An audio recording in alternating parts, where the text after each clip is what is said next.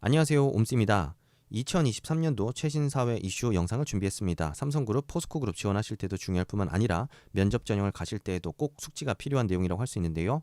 총 7가지 플러스 알파 같이 정리해 보도록 하겠습니다. 첫 번째 이슈는 바로 신냉전 시대의 도래라는 내용입니다. 시아 우크라이나 전쟁 그리고 코로나19 발발로 인해서 진영 간의 대결이 굉장히 첨예하게 대립하고 있는 상황입니다. 국가 간의 교류가 급감을 했고 각 진영을 중심으로 해서 강국들은 패를 나눠 세계관 대결을 벌이고 있는 상황입니다. 특히나 이제 미국 같은 경우에는 IRA법 도입을 통해서 중국과의 교류를 제한하고 자국 내 주요 첨단 시설 그리고 핵심 시설들을 유치하기 위해서 최선을 다하고 있는 상황이죠. 특히나 지난주에는 반도체법 보조금 신청을 발표했는데 중국과의 교류를 할 수 없게 된다는 측면에서 굉장히 딜레마에 빠져 있는 상황입니다. 이외에도 미국 같은 경우에는 중국 반도체 생산 기업에 미국산 첨단 장비 수출도 생산 못하도록 하는 수출 규제를 펼치고 있는 상황이고 중국과의 교류를 할 수 없다라는 이런 거래 조항들을 강제함으로써 우리나라 반도체 산업을 옥죄고 있는 상황입니다. 주요 첨단 시설을 빨아들이려는 이런 미국의 움직임에 대응하기 위해서 유럽도 부지런하게 움직이고 있는 상황입니다. 유럽 탄소 국경 제도를 강화하거나 보조금 경쟁에 뛰어들면서 신규 정책이나 법안을 도입을 예고하고 있는 상황이고 이에 따라서 기업들은 유럽과 미국 양쪽의 큰 시장을 어떻게 공략해야 되는지에 대한 어려움에 직면해 있는 상황입니다. 신냉전 시대 도래에 따라서 기업들이 어떤 대응과 대처가 필요할지 정부 차원에서는 어떤 조력을 통해서 기업들을 지원해 나가야 될지에 대한 생각들을 좀 정리해 볼 수 있을 거라는 생각이 들고요. 반도체, 배터리, 전선, 철강 등 다양한 산업 분야에 복합적으로 영향을 미칠 수 있는 이슈인 만큼 여러분들이 지원하고자 하는 기업 그리고 산업군과의 연관성을 좀 생각해서 이슈에 대한 생각들을 풀어낸다면 조금 더 좋은 방향으로 정리해 볼 수 있을 거라고 생각이 듭니다. 두 번째 이슈는 챗 GPT-3입니다. 이미 많은 분들이 너무나 잘 알고 있는 이슈입니다. 전 세계를 떠들썩하게 한 이슈이기도 한데요. 이미 2023년 최고의 트렌드 키워드 1위로 확정이 된 상황이라고 봐도 무방할 것 같습니다. 문제는 초등학생, 어른, 남녀노소 할 거 없이 챗 GPT에 너무 과도하게 몰입해 있다는 상황인 것 같습니다. 조금 더 우리가 현안을 좀 냉정하게 볼 필요가 있는데요. 오픈 AI의 챗 GPT-3의 등장, 생성형 AI 등장이 의미하는 것이 무엇인지 우리는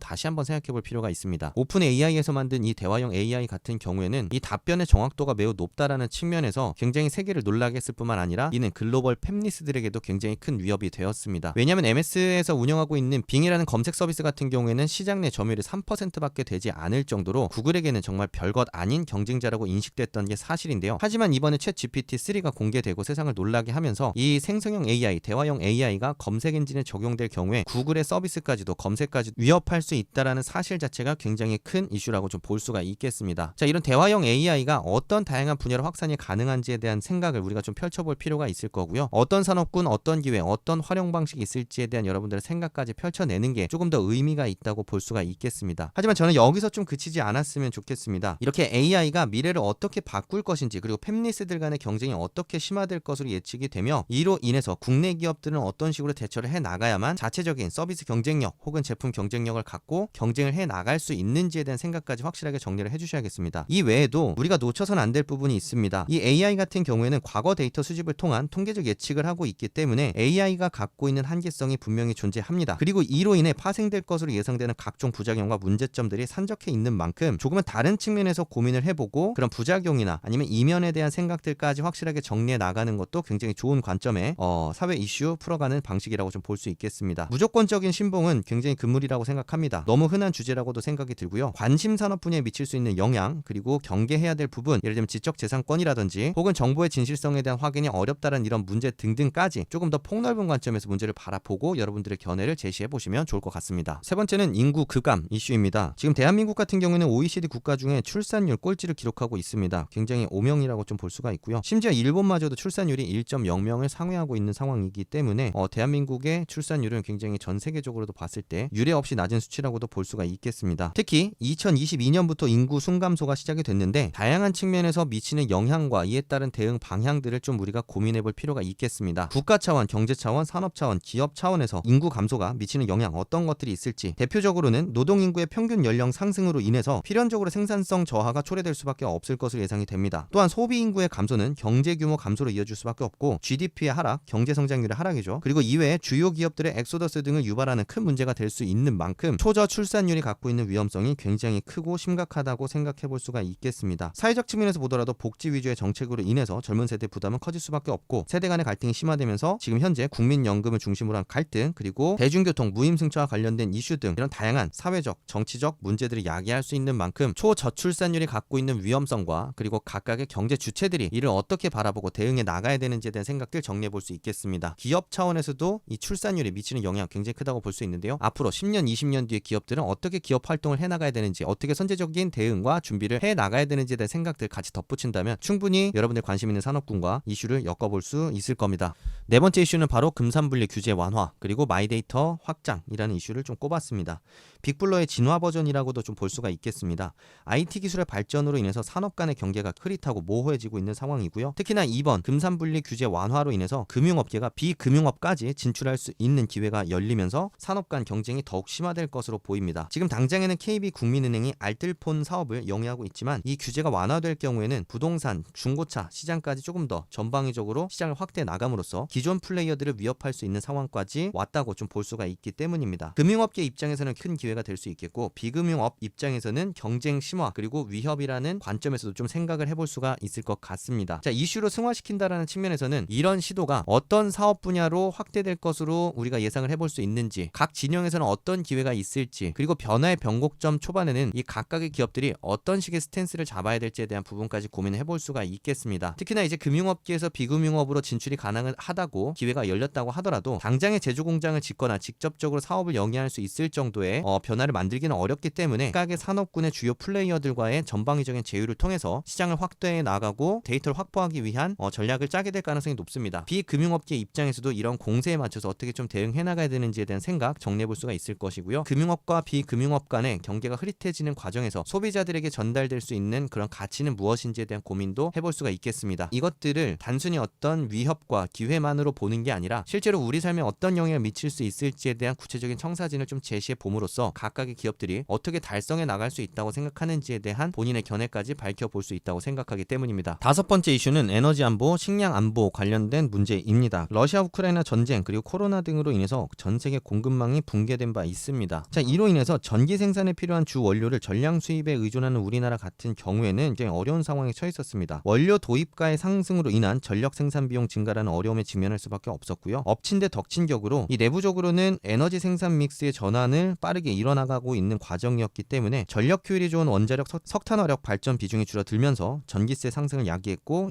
에너지 발전 공기업들의 적자가 상당히 크게 누적된 바 있습니다. 2022년도 기준으로 보았을 때 한전의 적자는 약 영업이익 적자만 30조 원을 초과했을 정도로 굉장히 큰 적자를 낸 바 있고요. 이로 인해서 전력 단가 상승은 지금 예고가 된 상황입니다. 식량도 같은 측면에서의 어려움이 있습니다. 쌀과 같은 자급자족식 원자재를 제외하게 된다면 밀과 같은 경우에는 수입 의존도가 90%를 넘기 때문에 물류 대란, 공급망 붕괴 이슈와 같은 문제들이 발생하게 될 경우에 수입 물가가 급격하게 뛰면서 국내 물가를 끌어올리게 되고, 이는 국민들의 밥상을 위협하고 경제를 위협하는 요인으로 작용을 하고 있습니다. 실제로 러시아 우크라이나 전쟁 당시에도 러시아 우크라이나에서의 밀 수입이 중단되면서 급격하게 물가를 끌어올리는 등의 문제를 야기한 바 있는데요. 때문에 이런 에너지 수급 그리고 식량 안보에 대한 문제가 국내 물가를 빠르게 끌어올리게 되고, 이는 가계와 기업들의 부담 상승으로 직결이 되고 있는 상황입니다. 이에 따라서 과연 국가적 차원에서는 어떤 외교적 정치적 노력을 해야 되는지에 대한 생각들 제시를 해볼 수가 있고요. 그리고 기업 차원에서도 이런 변화에 따라서 어떻게 대응을 해나가야 되는지에 대한 생각 같이 정리해 볼 수가 있겠습니다. 초인플레이션율 상승으로 인해서 국민들의 지갑이 얇아지게 되기 때문에 국민들에게 좀 더 합리적이고 경제성 있는 서비스의 제공에 대한 필요성이 높아질 가능성이 높고, 그리고 정치라고 해서 너무 어렵게 생각할 부분이 아니라 이 농업의 자급자족률을 높이기 위한 어떤 정책적 변화를 좀 만들어 나가야만 우리가 중장기적으로 봤을 때 이런 외부 환경 변화에 버틸 수 있는 단단한 내성을 가질 수 있는지에 대한 생각을 제시해 볼 수가 있을 것입니다. 여섯 번째 이슈로 내부 통제 강화 이슈를 꼽았습니다. 2022년도에는 유독 사고가 많았습니다. 금융권, 비금융권 할 것 없이 기업들의 내부 통제 시스템의 허점이 곳곳에서 좀 발견이 됐었는데요. 한국전력부터 오스템, 새마을금고, 그리고 우리은행 등등 내로라 하는 대중소 기업들을 가리지 않고 곳곳에서 허점이 발견되었고, 이 우리나라 국내 회계 시스템뿐만 아니라 각 기업들이 갖고 있는 내부 시스템 또한 허점이 많다라는 게 만천하에 공개된 바 있습니다.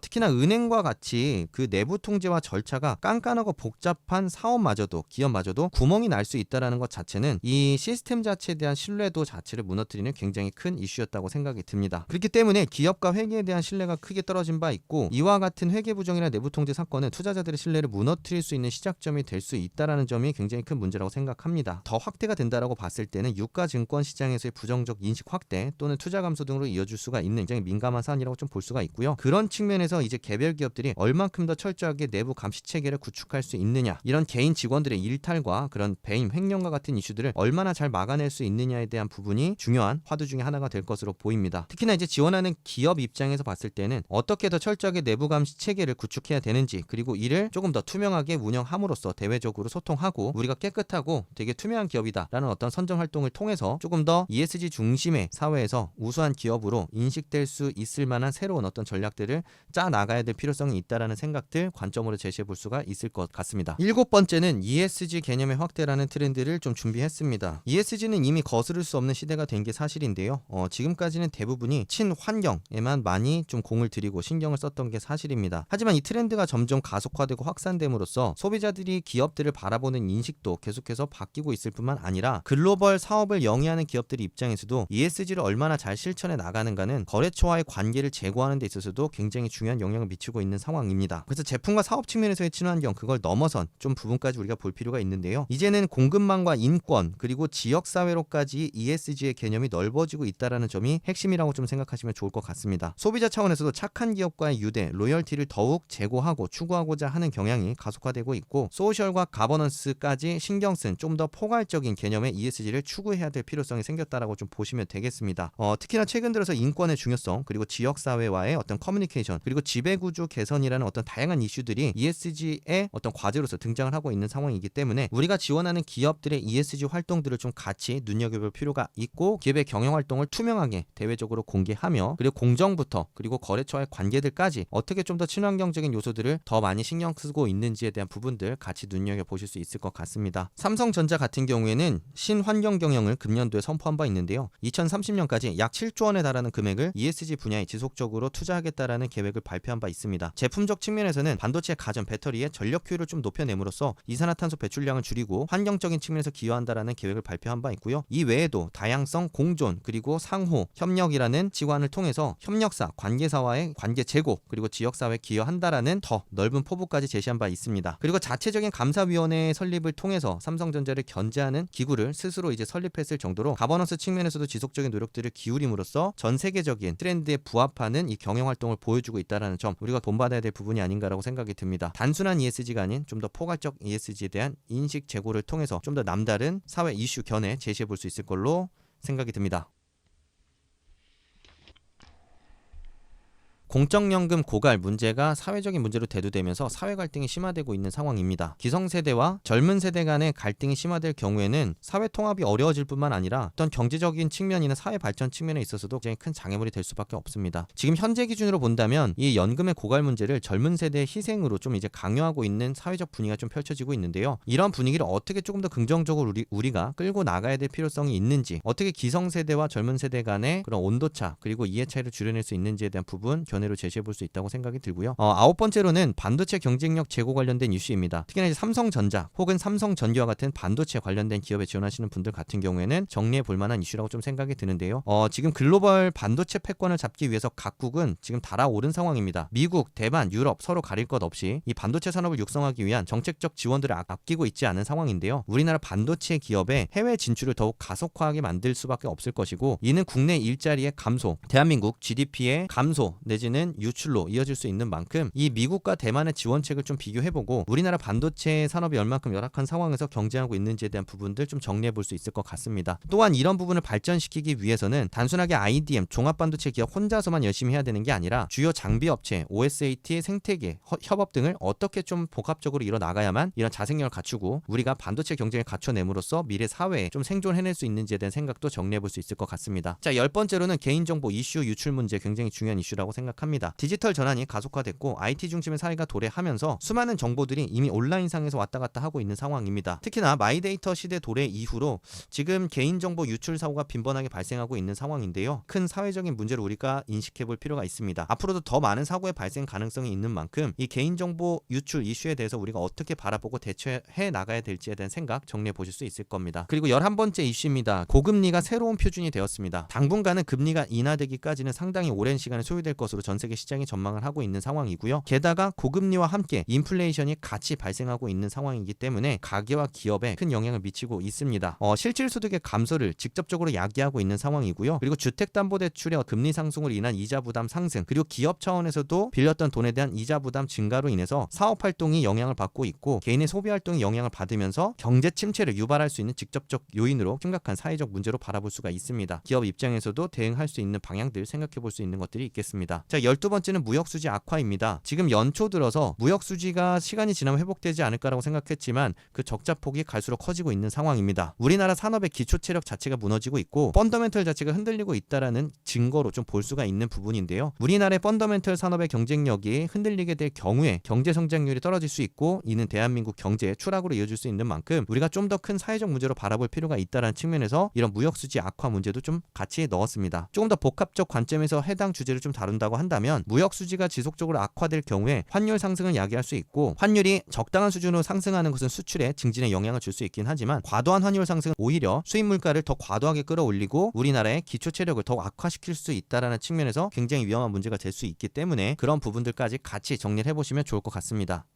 자, 마지막으로는 노동 경직성을 뽑았습니다. 너무 정치적인 이슈가 아니냐라고 좀 생각을 하실 수가 있는데요. 시대 전환이 빠르게 이루어지면서 글로벌 탑 기업들 같은 경우에는 빠른 속도로 구조조정을 이뤄 나가고 조직을 슬림화하면서 새로운 시대에 적합한 조직의 판을 짜기 위해서 움직이고 있는 상황입니다. 하지만 우리나라 같은 경우에는 호봉제 중심의 유연하지 못한 노동 구조 때문에 굉장히 시대 흐름에 능동적으로 대응하고 있지 못한 상황입니다. 좀 더 깊이 있게 다루기보다는 이런 이슈들이 어떻게 노동 생산성에 영향을 미치고 우리의 원가 경쟁력을 조금 더 약화시키는 데 영향을 미치는지에 대한 생각 제시해 볼 수가 있을 거고요. 정치적 이슈로 빠지지 않을 수 있는 방법은 간단합니다. 해외 사례들을 좀 확실하게 제시하면서 우리나라의 현황과 비교를 해주면 됩니다. 그렇기 때문에 해외는 이렇게 변화하고 있기 때문에 우리나라가 변하지 않는다면 이런 글로벌 트렌드 속에서 도태될 가능성이 높다라고 얘기를 하시면 되는 거고요. 최신 사회 이슈 관련된 내용에 좀 썼던 내용인데 일본 도요타 같은 경우에는 노조가 먼저 나서서 직무 직급별 차등 성과 제도에 변경을 제안하고 수용한 바 있습니다. 호봉제는 폐지가 된 상황이고요. 자, 이런 변화 때문만이라고 볼 수는 없겠지만 지금 일본이 글로벌 판매량 1등을 지금 작년도에도 달성했다는 기사까지 나오고 있는 상황입니다. 자, 이렇게 2023년 취업 준비하시는 취준생 여러분들을 위한 7대 이슈 플러스 알파 좀 준비를 해봤습니다. 도움이 되셨다면 구독, 알림 설정, 좋아요 눌러주시면 여러분들 합격률 상승에 직접적 영향을 줄 거라고 확신합니다. 감사합니다. 옴스였습니다.